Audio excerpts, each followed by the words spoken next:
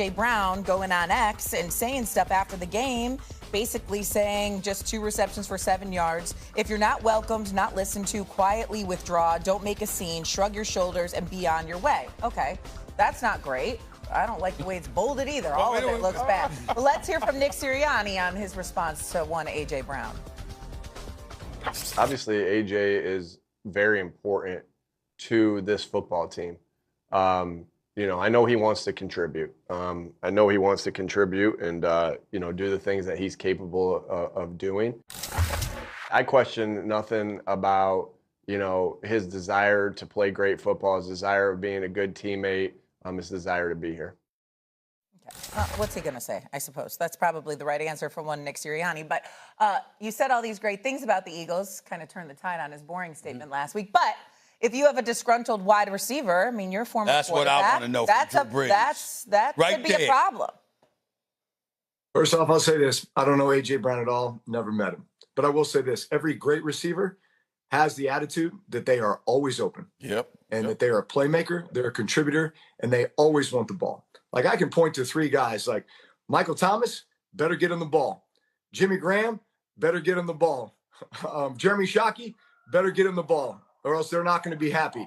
But I will also say this. There's a way to handle it. And social media is not the way to handle it. You go to your quarterback, or you go to your head coach, or you go to your offensive coordinator directly.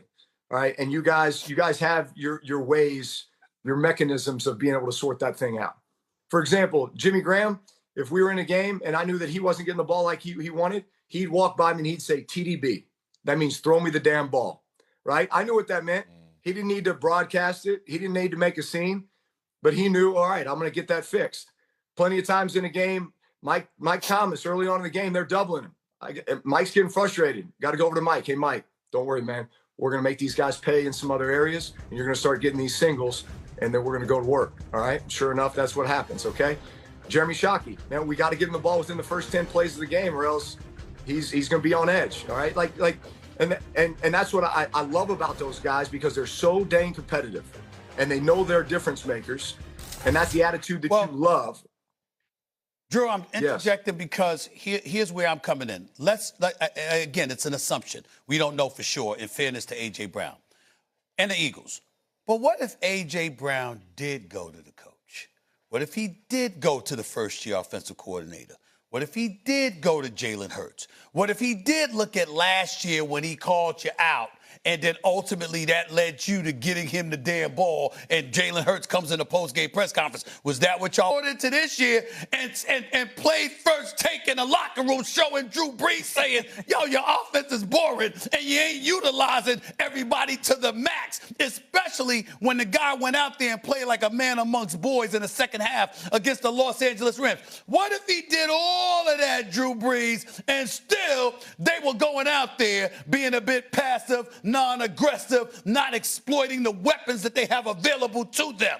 What course of action would you suggest A.J. Brown takes then? Well, this is what I'd also say is I went and I watched, I've got the database to all the NFL games, so I went and I watched the All-22. I know there's a lot of people that don't have the ability just to go watch the All-22 and literally watch every single play from that game, which I just did. They targeted A.J. Brown a lot. Wow. A lot. In that second half, they probably tried to forced the ball to him. You know why that pass play didn't work right there? Because they brought a safety pressure off the edge. The Todd Bowles always clouds behind the strong safety pressures into the boundary. And here's Jalen trying to force the ball to him into a cloud corner. It's not going to work. That happened 2 out of 3 plays on a series. They tried to force the ball to him 3 times in a row. 2 of them into a cloud corner. It's not going to work. All right, so you can't force it. They were trying to force the ball to him in that second half. If you look at the number of targets, there was about 9 targets, all right? 2 catches for 7 yards. Look, I'd be pissed too if I was the wide receiver. But you can't sit here and say they weren't trying to get him the ball. They were trying to get him the ball. They threw 3 long foul balls to him. Hey, give him a chance. Give him a chance. He's a stud receiver. Let him go up and try to make a play. Maybe he'll get a PI. But if you're really breaking it down, like I watched the All-22, I watched every stinking play, all right? They tried to get him the ball. And I'd say this, in the first half, Jalen Hurts played lights out. Lights out. Whatever he was, 14 to 15.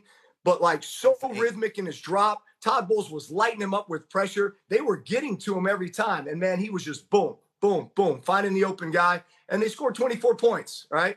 So you can't complain when you're scoring points just about every time you touch the ball.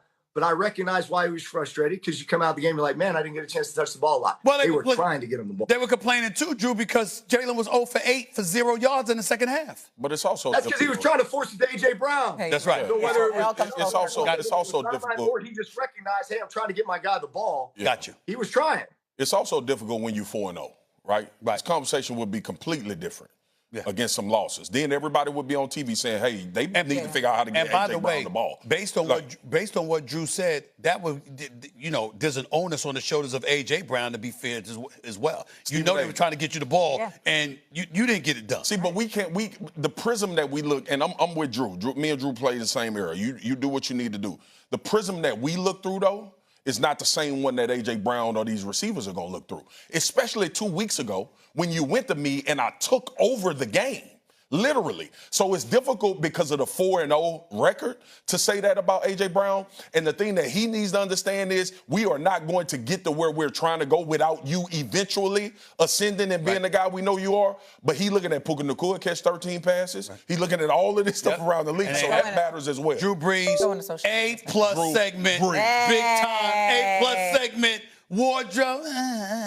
Hey, man, this is my surf. This is my surf time here. Faster on the defensive side of the football than an offensive center would be. He's making his season debut. We're going to start in the AFC. We got the Ravens, who will miss the playoffs. Dan, is that an overreaction or not an overreaction?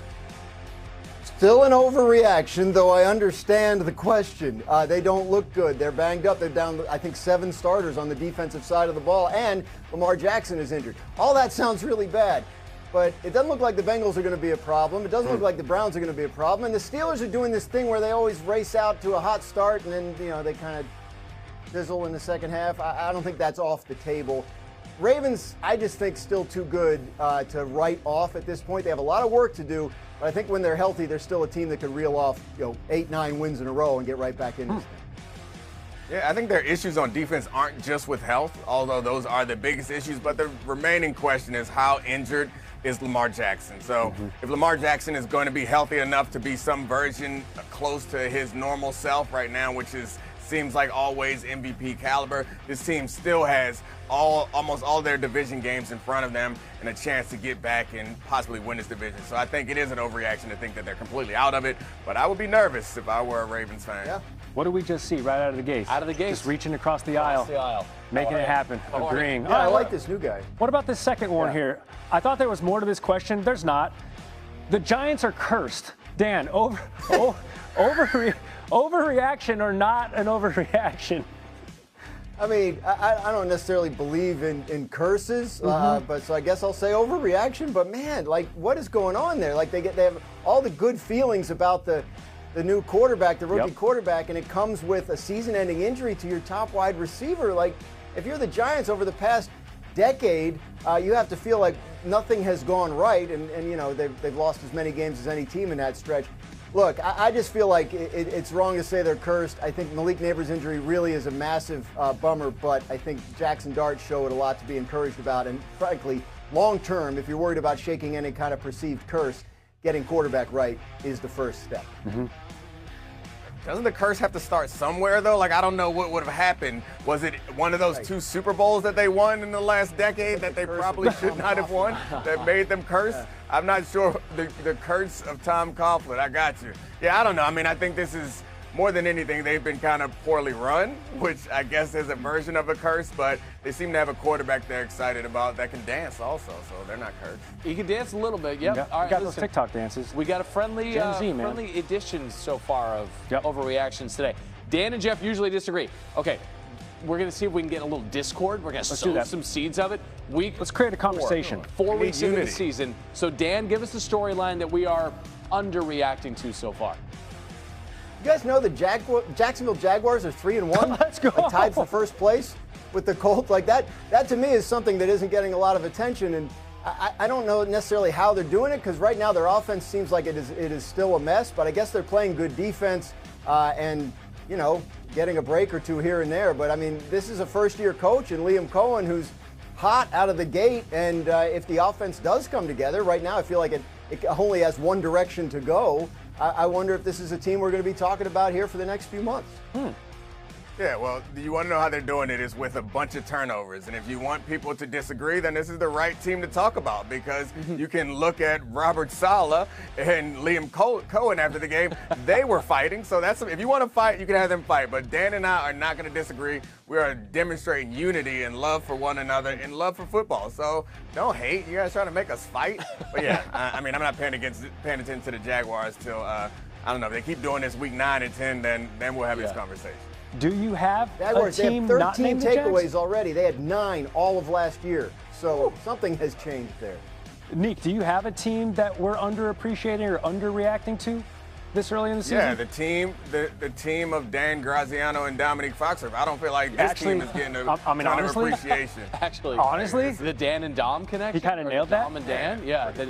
The Dan and Nick Foxworth. We're gonna work on it. Little double D. Come on, Dan, you can do it. High five. Oh, you gotta know it's reversed in the Nailed camera, it. Dan. That's unity, man. The camera, Dan. Come on, baby. You can read Dan's entire column on ESPN.com. Dominique Foxworth, thank you as well. Thank you, guys.